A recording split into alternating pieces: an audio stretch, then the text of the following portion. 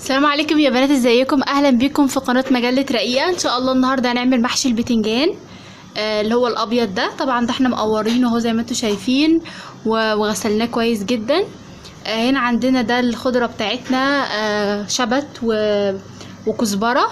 عندنا هنا دول 3 بصلات كبار مقطعين صغير. عندنا هنا 2 فلفل مقطع صغير زي ما انتم شايفين كده، بيدي ريحه حلوه جدا للمحشي. عندنا هنا ده كيلو من الطماطم، ضربناه كده بالمنظر ده زي ما انتم شايفين. الرز بقى هنحط، الرز هيبقى 5 كوبايات كبار من الرز. هنشوف بقى معيارهم هيبقى قد ايه. دول 2 كيلو من البتنجان، ومعاهم كام فلفله كده برضو عشان هنحشيهم مع بعض. هنشوف بقى ان شاء الله مع بعض هنعمله ازاي، فتابعوا معايا.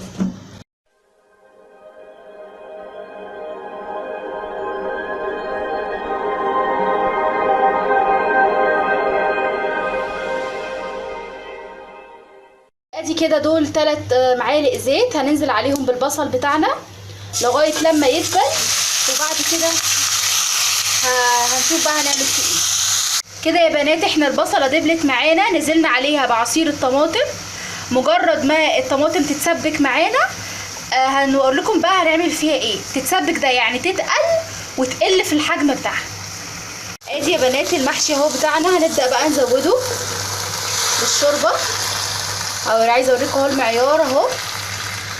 دي شوربه طبعا احنا مدوبين فيها التوابل بتاعتها، يعني متملحه وجاهزه. بصوا المعيار اهو باين اهو قصادكم.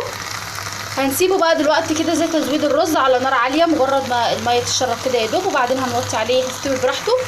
هطلعه لكم بقى ان شاء الله في التقديم هيبقى عامل ازاي. ادي يا بنات المحشي اهو بتاعنا في التقديم بعد ما خلصناه.